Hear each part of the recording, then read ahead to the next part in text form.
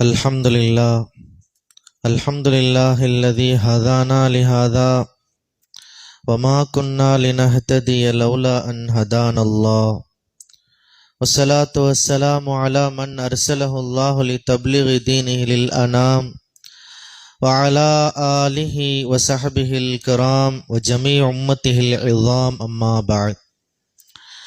قال الله تعالى: فأعوذ بالله من الشيطان الرجيم بسم الله الرحمن الرحيم وهو الذي خلق من الماء بشرا فجعله نسبا وصهرا صدق الله العظيم. وقال رسول الله صلى الله عليه وسلم: إنما الأعمال بالنيات وإنما لكل امرئ ما نوى صدق رسول الله صلى الله عليه وسلم. اللهم رب اشرح لي صدري ويسر لي أمري واحلل عقدة من لساني يفقهوا قولي. நம்மை படைத்தவனும் நாம் அடிபணிந்திட முற்றிலும் தகுந்தவனுமாகிய அல்லாஹ் ஒருவனுக்கே எல்லா புகழும்.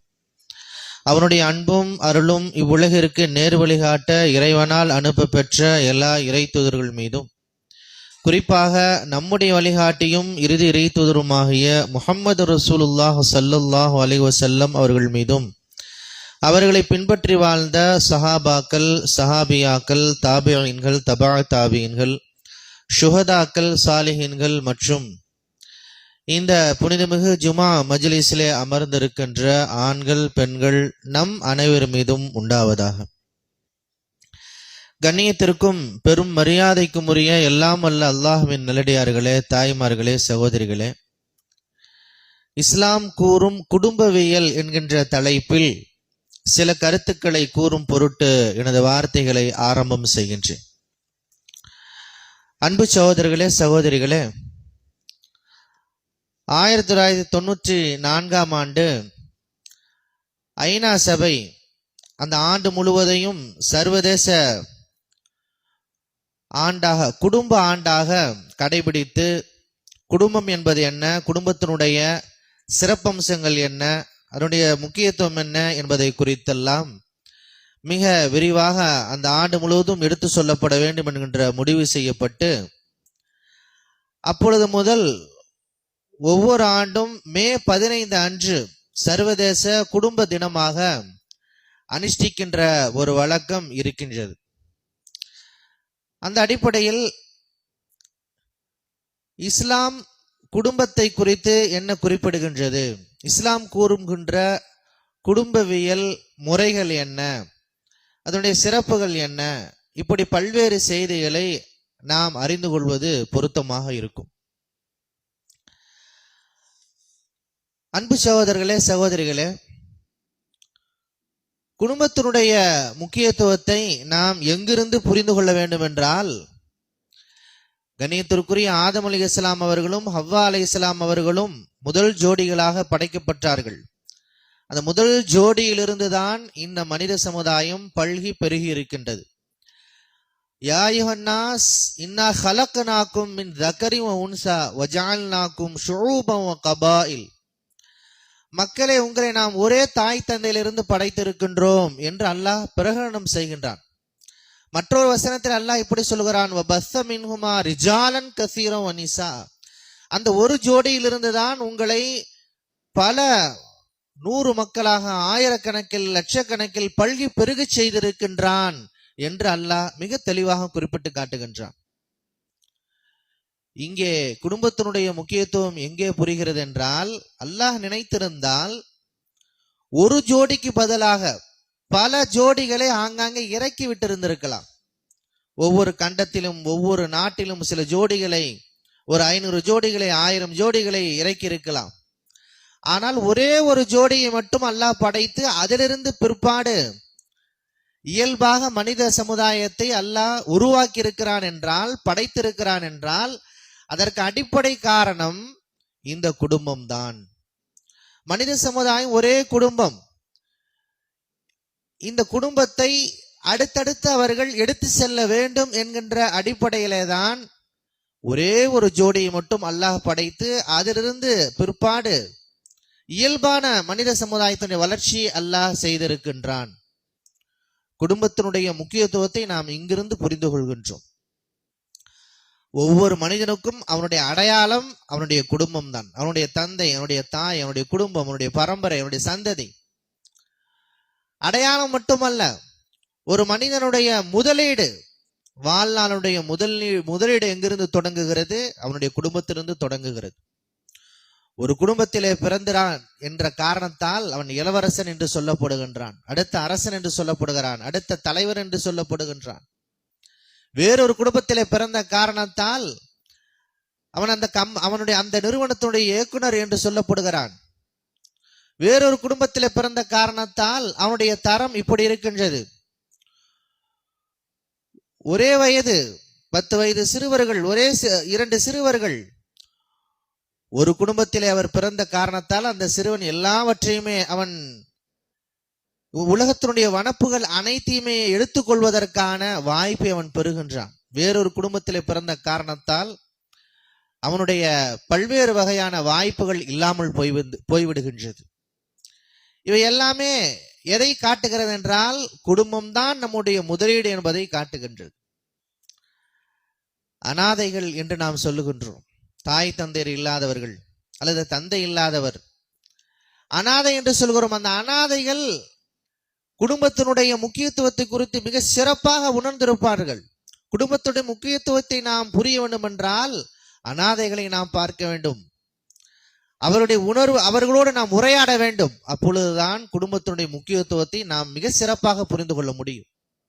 ஆகவேதான் எல்லாமல் அல்லாஹ் பிரார்த்தனையை கற்றுத்தருகின்ற பொழுது ரப்பிர்ஹம்ஹுமா கமா ரப்பயானி சகீரா, இறைவா, எங்கள் தாய் தந்தையர்கள் எப்படி எங்களை சிறு வயதில் எங்களை பாராட்டினார்களோ வளர்த்தார்களோ அதுபோல அவர்களையும் நீ கவனித்துக்கொள் என்ற ஒரு பிரார்த்தனை அல்லாஹ் நமக்கு கற்றுத்தருகின்றான்.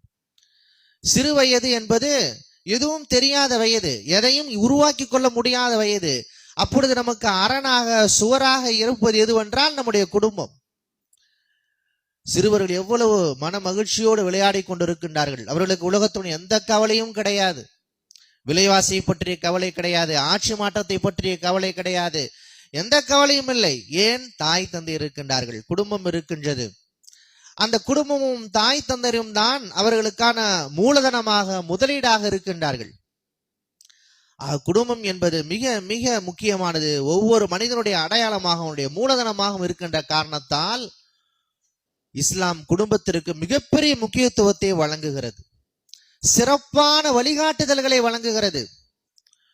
குடும்பம் என்பது என்ன, அந்த குடும்பத்தினுடைய நோக்கங்கள் என்ன, அந்த குடும்பம் மிக சரியாக நடைபெறுவதற்கு என்னென்ன வழிமுறைகளை நாம் கையாள வேண்டும், எப்படி எல்லா வழிகாட்டுதல்களையும் இஸ்லாம் மிக தெளிவாக வழிகாட்டுகின்றது, மிக தெளிவாக எடுத்துரைக்கின்றது. ஆகவேதான் பெருமானார் ஸல்லல்லாஹு அலைஹி வஸல்லம் அவர்கள் சொன்னார்கள், உங்களுடைய பெண்களுக்கு சூரா நிசாவை கற்றுக் கொடுங்கள். அல்லிமு நிசாக்கும் சூரத்தன் நிசா, சூரா நிசாவை நீங்கள் கற்றுக் கொடுங்கள் என்று நபி ஸல்லல்லாஹு அலைஹி வஸல்லம் அவர்கள் குறிப்பிடுகிறார்கள். ஏனென்றால் சூரா நிசாவிலே ஏராளமான குடும்பவியல் சார்ந்த பல்வேறு கருத்துக்கள் எடுத்து சொல்லப்பட்டிருக்கின்றன. இஸ்லாம் மிக தெளிவாக ஒரு குடும்பம் என்பது என்ன, ஒரு குடும்பம் எப்படி உருவாகும் என்பதை மிக தெளிவுபடுத்துகின்றது. ஒரு குடும்பம் உருவாக வேண்டுமா, 2 வழிமுறைகளை இஸ்லாம் சொல்லுகிறது. எல்லாமல் அல்லாஹ் குறிப்பிட்டு காட்டுகிறான், ஹுவல்லதி ஹலக மினல் மாஇ பஷர், அவன்தான் தண்ணீரிலிருந்து மனிதர்களை படைத்தான். ஃபஜஅலஹு நஸபன் வ ஸஹரா, ஃபஜஅலஹு நஸபன் வ ஸஹரா, திருமண பந்தத்தின் மூலமாகவும் இரத்த பந்தத்தின் மூலமாகவும் அதை ஆக்கியிருக்கின்றான், அமைத்திருக்கின்றான் என்று அல்லாஹ் குறிப்பிடுகின்றான். ஒரு குடும்ப அமைப்பு 2 முறைகளில் உருவாகும். ஒன்று திருமண பந்தத்தின் மூலமாக உருவாகும். ஒருவர் ஒரு பெண்ணை திருமணம் செய்கிறார், கணவன் மனைவியாக மாறிவிடுகிறார்கள், குடும்பமாக உருவாகிறார்கள். பிற்பாடு ஒரு குழந்தை பிறக்கிறது. அந்த குழந்தை மகன் என்று சொல்லப்படுகின்றான், மகள் என்று சொல்லப்படுகிறார். அந்த குழந்தை ஈண்டெடுத்தவன் தந்தை என்று சொல்லப்படுகின்றான், தாய் என்று சொல்லப்படுகின்றான். இப்படி குடும்பம் உருவாகிறது, இரத்த பந்தத்தின் மூலமாக உருவாகிறது. இந்த 2 தான் அங்கீகரிக்கப்பட்ட வழிமுறைகள். ஒரு குடும்பம் உருவாவதற்கான வழிமுறைகள், அங்கீகரிக்கப்பட்ட வழிமுறைகள் இந்த 2 தான். 3வது ஒன்று நம்முடைய நடைமுறையிலே அதிகம் இல்லை. வளைகுடா நாடுகளில் இன்றைக்கும் அது இருக்கின்றது. அதையும் இஸ்லாம் அங்கீகரித்து இருக்கின்றது.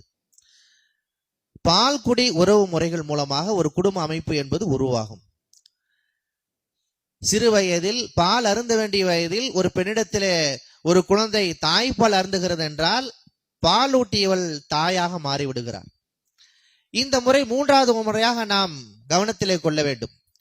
ஆக மிக அதிகமாக இருப்பது இந்த 2 தான். திருமண பந்தத்தின் மூலமாக, அதே போன்று இரத்த பந்தத்தின் மூலமாக ஒரு குடும்ப அமைப்பு உருவாகின்றது. பெருமானார் ஸல்லல்லாஹு அலைஹி வஸல்லம் அவர்கள் மிக தெளிவாக திருமணத்திற்கான சட்ட திட்டங்களை, வழிகாட்டுதல்களை நமக்கு வழங்கி இருக்கின்றார்கள்.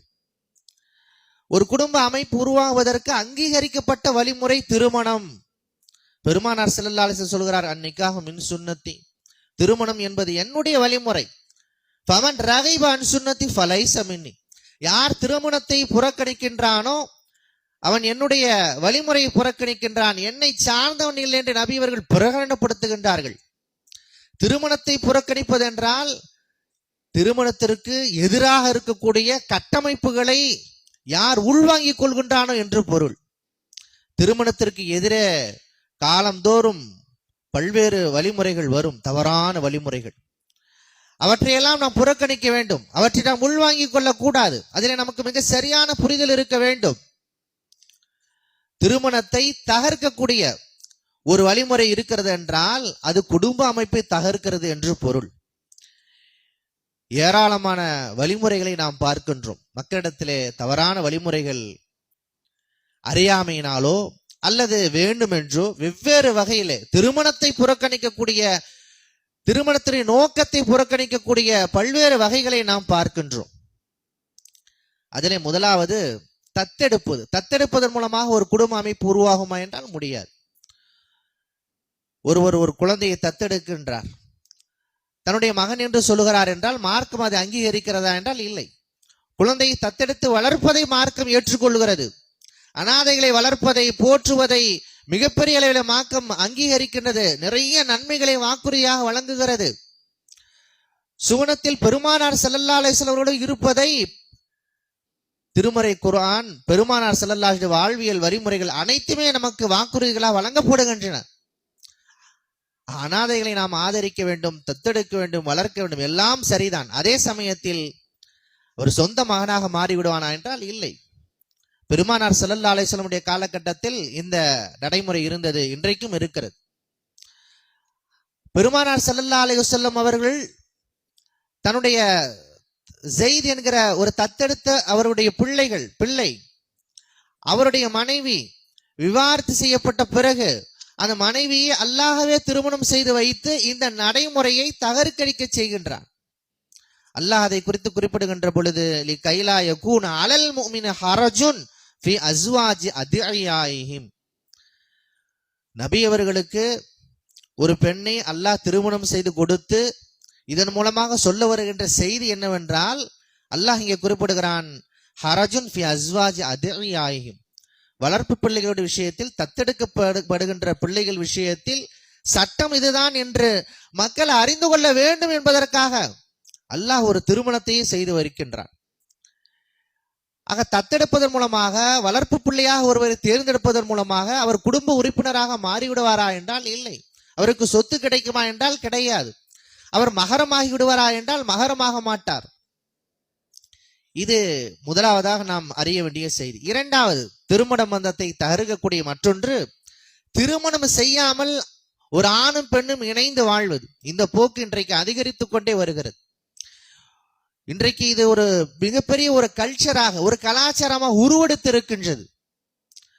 பல்வேறு மக்களால் இது போற்றப்படுகின்ற கலாச்சாரமாக மாறிவிடுமோ என்று அஞ்சுகின்ற அளவிற்கு இன்றைக்கு மக்களிடத்தில் இது பரவி வருகின்றது.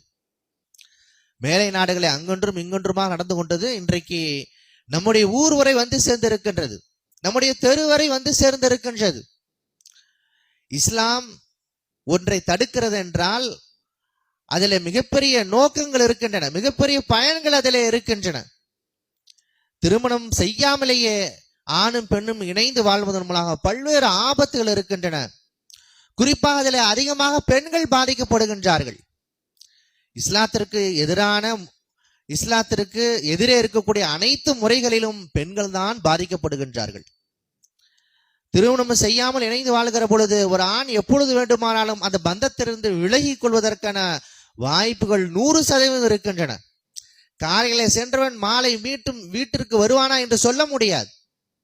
அதே சமயத்தில் பெண்கள் அதிலே பாதிக்கப்படுவதோடு மட்டுமில்லாமல் அந்த இணைந்து வாழ்வதன் மூலமாக ஏற்பட்ட பல்வேறு உபாதைகளை அவர்கள்தான் சுமக்கின்றார்கள்.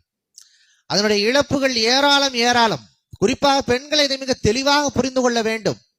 திருமணம் தான் பெண்களுக்கான பாதுகாப்பு.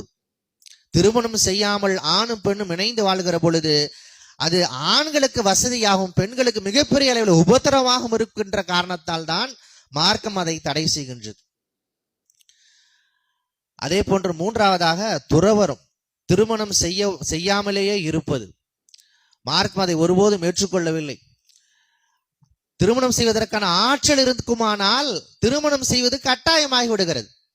அல்லாஹ் குறிப்பிட்டு காட்டுகிறான், வமன் லம் யஸ்தத்தி' மின்கும் தௌலன், உங்களுக்கு தௌல் இருந்தது என்று சொன்னால் நீங்கள் திருமணம் செய்து கொள்ள வேண்டும். தௌல் இல்லாவிட்டால் அதற்கான விளக்கங்களை திருக்குர்ஆன் அடுத்தடுத்து சொல்லுகிறது. தௌல் என்றால் உடல் ஆற்றலும் பொருள் ஆற்றலும். ஒரு மனிதனுக்கு உடல் ஆற்றல் இருக்கிறது, ஒரு இளைஞனுக்கு உடல் ஆற்றல் இருக்கின்றது, பொருள் ஆற்றல் இருக்கிறது என்றால் அவன் நிச்சயம் திருமணம் செய்து கொள்ள வேண்டும். உடல் ஆற்றல் இல்லை என்றால் திருமணம் நிச்சயம் செய்யக்கூடாது. இன்றைக்கு இதையும் நாம் கவனத்தில் கொள்ள வேண்டும். ஒரு திருமண வயதை அடைந்த நம்முடைய மகன் இருக்கிறான், ஒரு இளைஞன் இருக்கிறான் என்றால் முதலில் அவனுடைய சம்மதத்தை நாம் பெற வேண்டும், ஒப்புதலை பெற வேண்டும். திருமணத்திற்கு ஆண் பெண்ணுடைய ஒப்புதல் மிக முக்கியம். இன்றைக்கு குடும்பங்கள் என்ன நடைபெறுகிறது என்றால், அபூர்வமாக இந்த சம்பவங்கள் நடைபெற்றாலும் கூட சட்டத்தை நாம் மிக சிறப்பாக புரிந்து கொள்ள வேண்டும். முதலிலே நம்முடைய மகனுக்கு திருமணத்திலே உடன்பாடு இருக்கின்றதா, உடல் ரீதியாக அவன் தயாராக இருக்கின்றான் என்பதை பார்க்க வேண்டும். அப்படி பார்க்காமல் திருமணம் செய்கின்ற பொழுது பிற்பாடு திருமணம் செய்து விட்ட பிறகு அதனுடைய விளைவுகள் மிக பயங்கரமாக இருக்கக்கூடிய நிலையை நாம் பார்க்கலாம். பிற்பாடு உடல் ரீதியான அந்த ஆற்றல் இல்லாத பொழுது திருமணம் நடைபெற்றால் எல்லோருக்கும் தெரிந்து அவன் ஒரு மனநோயாளியாக மாறிவிடுகின்ற அபாயம் இருக்கின்றது. யாருக்குமே தெரியாத ஒன்று எல்லோருக்கும் தெரியக்கூடிய ஒரு நிலைக்கு வந்து விடுகின்றது. ஆகவே மணமகனுடைய, இளைஞனுடைய, நம்முடைய மகனுடைய ஒப்புதல் மிக முக்கியம். ஏனென்றால் உடல் சார்ந்த தயார் நிலை என்பது அவனுக்குத்தான் தெரியும். இரண்டாவது பொருளாதார ரீதியான ஆற்றல்.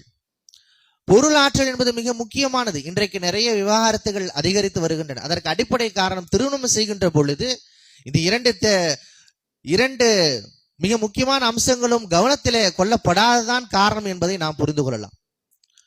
உடல் ரீதியான ஆற்றல் இல்லாத பொழுதும் விவாகரத்து வந்து விடுகிறது. பொருள் ரீதியான ஆற்றல் இல்லாத பொழுதும் மிக அதிக அளவில் விவாகரத்திற்கான காரணமாக அது வழிவகுத்து விடுகிறது.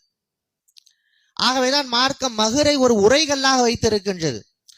அவனுக்கு பொருளாதார ரீதியான ஆற்றல் தேவை, அதற்கு உரைகள் தான் மகர் தருகின்ற ஆற்றல் அவன் இருக்குமானால் பிற்பாடு அவன் காலம் முழுவதும் மனைவியும் பெற்றோரையும் மிக சிறப்பான முறையில் கவனித்துக் கொள்வதற்கான பொருளாதார ரீதியான ஆற்றல் அவனுக்கு இருக்கிறது என்பதை நாம் இந்த மகரின் வாயிலாக புரிந்து கொள்ளலாம். ஆகவேதான் மகரை மார்க்கம் கட்டாயப்படுத்துகின்றது. இப்படி பல்வேறு அம்சங்களை நாம் கவனத்தில் கொள்ள வேண்டும். இப்படி உடல் ஆற்றலும் பொருள் ஆற்றலும் இருக்கின்ற ஒரு மனிதன் திருமணம் செய்யாமல் இருக்கிறான் என்றால் அதை மார்க்கம் ஒருபோதும் ஏற்றுக்கொள்ளவில்லை.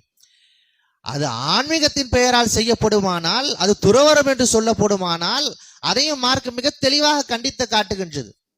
கிறிஸ்தவர்களிடத்தில் அந்த நடைமுறை இருந்தது, பெருமானார் ஸல்லல்லாஹு அலைஹி வஸல்லம் காலகட்டத்திலேயும் அது இருந்தது. அல்லாஹ் அதை கண்டிக்கின்றான். வரஹபானியத்தின் இப்ததஊஹா மா கதபுனா அலைஹிம். ஈசா அலைஹிஸ்ஸலாம் அவர்களுடைய பெயரால் இவர்கள் துறவரத்தை கட்டமைக்கின்றார்கள். நாம் அவர்களுக்கு அதை கடமையாக்கவில்லை, அவர்களாகவே அதை இட்டு கட்டி கொண்டார்கள், அவர்களாகவே புனைந்து கொண்டார்கள் என்று அல்லாஹ் அதை கண்டிக்கின்றான். ஆக துறவரம் என்பது ஒரு குடும்ப அமைப்பை நிர்மூலமாக்கக்கூடிய ஒன்று. அங்கொன்றும் இங்கொன்றுமாக திருமணம் செய்யாத மக்கள் இருக்கிறார்கள் என்றால் அது சமூகத்திலே ஒரு பெரிய பிரச்சனையாக இருக்காது. நூற்றுக்கணக்கில் ஆயிரக்கணக்கில் திருமணத்தை புறக்கணிப்பவர்கள் உருவானால் அந்த சமூகம் என்பது அடுத்த கட்டத்திற்கு செல்லாது மிகப்பெரிய ஆபத்து நிறைந்த சமூகமாக அது மாறிவிடுவதற்கான வாய்ப்பு இருக்கின்றது. அதே போன்று குடும்ப கட்டுப்பாடுகள். குடும்ப கட்டுப்பாடு என்பது இன்றைக்கு மிகப்பெரிய அளவில் ஊக்கப்படுத்தப்படுகின்றது. ஆனால் மேலை நாடுகள் மெல்ல மெல்ல அதனுடைய விபரீதங்களை இன்றைக்கு புரிந்து கொண்டார்கள். குறிப்பாக இன்றைக்கு மக்கள் தொகையில மிக பிரதானமாக இருக்கக்கூடிய சைனாவை நாம் பார்க்கின்றோம். ஒரு காலகட்டத்தில் அவர்கள் மிகப்பெரிய அளவில் குடும்ப கட்டுப்பாட்டை அவர்கள் ஊக்கப்படுத்தினார்கள். ஆனால் இன்றைக்கு அவர்கள் குழந்தை வளர்ப்பிலே மிகப்பெரிய சலுகைகளை வழங்குகிறார்கள். ஒரு ஆண் பெண் விகிதாச்சாரம் என்பது அங்கே பெருமளவில் குறைந்து இருக்கின்றது. அடுத்தடுத்த இளைய தலைமுறைகள் அங்கு உருவாகவில்லை. வயோதிகருடைய எண்ணிக்கை அதிகமாக இருக்கின்றது. குடும்ப கட்டுப்பாட்டின் மூலமாக மிகப்பெரிய சமூக சீர்கேடுகள் உருவாவதற்கான வாய்ப்பு இருக்கின்றது. ஆகவேதான் மார்க் அதை கண்டிக்கின்றது. இன்றைக்கு பெருமளவில் ஒரே ஒரு குழந்தை பெற்றுக்கொள்கிற காரணத்தால் அடுத்தடுத்த லேயர், அடுத்தடுத்த உறவுமுறை இல்லாத ஒரு நிலையை நாம் பார்க்கின்றோம். அதே போன்று குடும்ப அமைப்பை தகர்க்கக்கூடிய மிக முக்கியமான மற்றொரு காரணம் ஒருபால் உறவு. இன்றைக்கு மிகப்பெரிய அளவிலே சிந்தனையாளர்களால் தனி மனித சுதந்திரம் என்கிற பெயரில் இது ஆதரவு தெரிவிக்கப்படுகின்ற ஒரு நிலையை நாம் பார்க்கின்றோம். ஊக்கப்படுத்தப்படுகின்ற ஒரு நிலையை நாம் பார்க்கின்றோம். கண்டிக்கப்படக்கூடிய ஒரு அசிங்கமான ஒரு செயல் இன்றைக்கு மிகப்பெரிய அளவில் பெரும் மக்களால் ஆதரவு தெரிவிக்கப்படுகின்ற ஒரு நிலையை நாம் கவனத்திலே கொள்ள வேண்டும். ஒரு சமுதாயம் இந்த பெரும் குற்றத்திற்காக அழிக்கப்பட்டிருக்கின்றார்கள். மிக கொடூரமாக அவர்கள் அழிக்கப்பட்டிருக்கின்றார்கள்.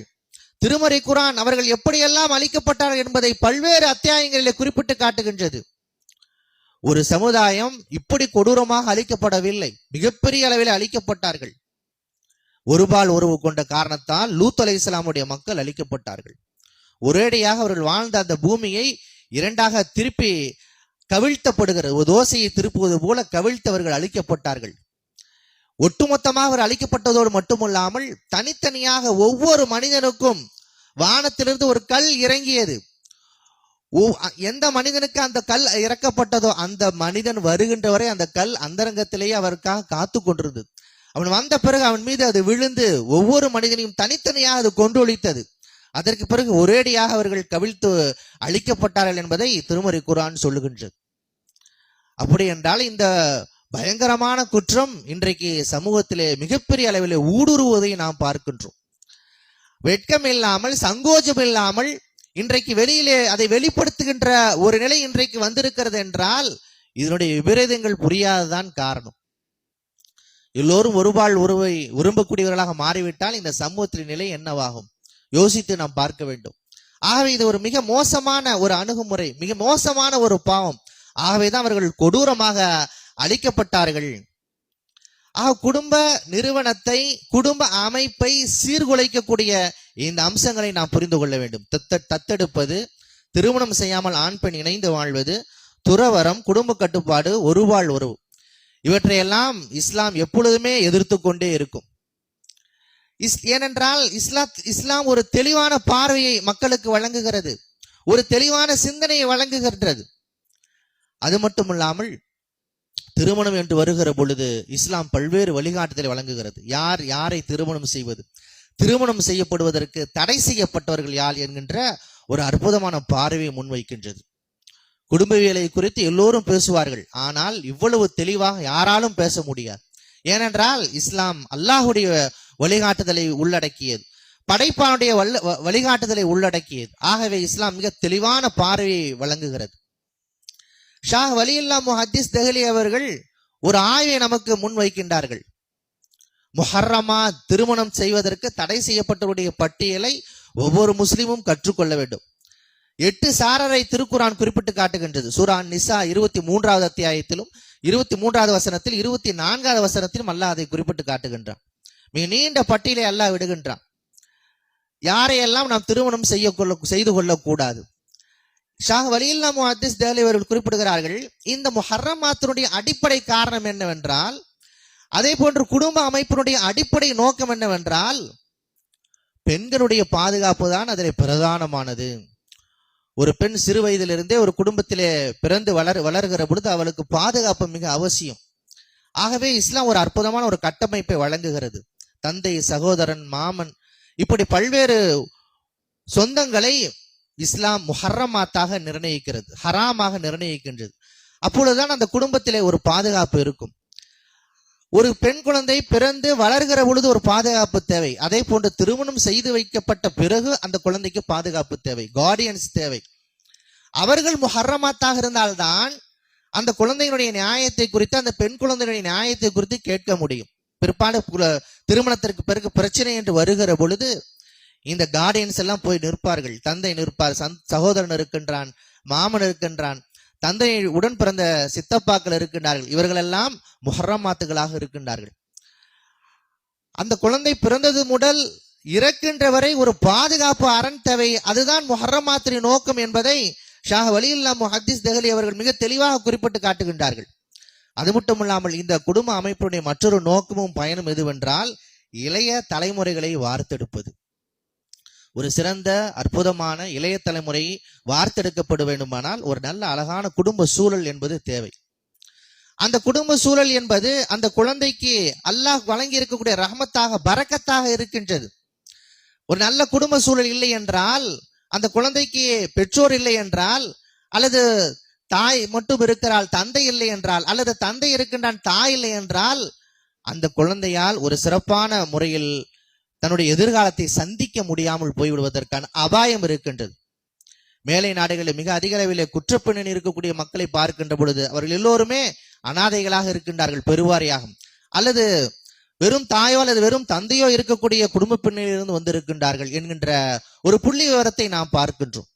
ஆக அற்புதமான இளைய தலைமுறையை உருவாக்குவது குடும்ப அமைப்பினுடைய அற்புதமான மற்றொரு நோக்கமாகும்.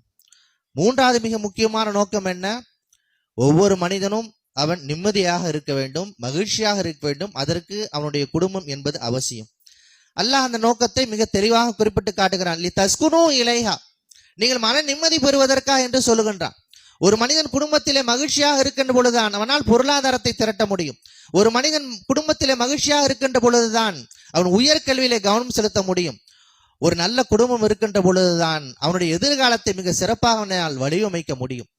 இப்படி எல்லாவற்றிற்குமாக குடும்ப அமைதி என்பது மிக மிக முக்கியமாக இருக்கின்றது.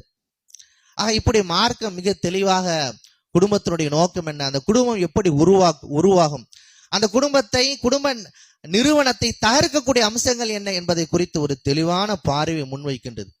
மே 15 குடும்ப தினமாக அனுஷ்டிக்கப்படுகின்ற இந்த நாளில் நாம் இஸ்லாம் சொல்லுகின்ற இந்த அற்புதமான செய்திகளை நாம் உள்வாங்கிக் கொள்ள வேண்டும். அதே போன்று ஒரு குடும்பம் மிக சிறப்பாக செயல்படுவதற்கு, அதனுடைய பயன்கள் வெளிப்படுவதற்குமான வழிகாட்டுதலை மார்க்கம் மிக தெளிவாக எடுத்து சொல்லுகிறது. அதை நாம் தொடர்ந்து நாம் பார்க்க இருக்கின்றோம். எல்லாம் வல்ல ஒரு சிறப்பான குடும்பத்தை, ஒரு சிறப்பான குடும்ப அமைப்பை நம் அனைவருக்கும் வழங்குவானாக. அதன் வாயிலாக நாம் பெறுகின்ற எல்லா வகையான பயன்களையும் அல்லாஹ் நமக்கு வழங்குவானாக என்று துவா செய்து இந்த அளவில் நிறைவு செய்து கொள்கிறேன். பாரக்கல்லாஹ் லனா வலக்கும் ஃபில் குர்ஆனில் அஸீம் வ நஃபஅனா வ இய்யாக்கும் பில் ஆயாத்தி வ ஸிக்ரில் ஹக்கீம். இன்னஹு தஆலா ஜவ்வாதுன் கரீம் மலிகுன் கதீமுன் பிர் ரഊஃபுர் ரஹீம் வ ரப்புன் ஹலீம்.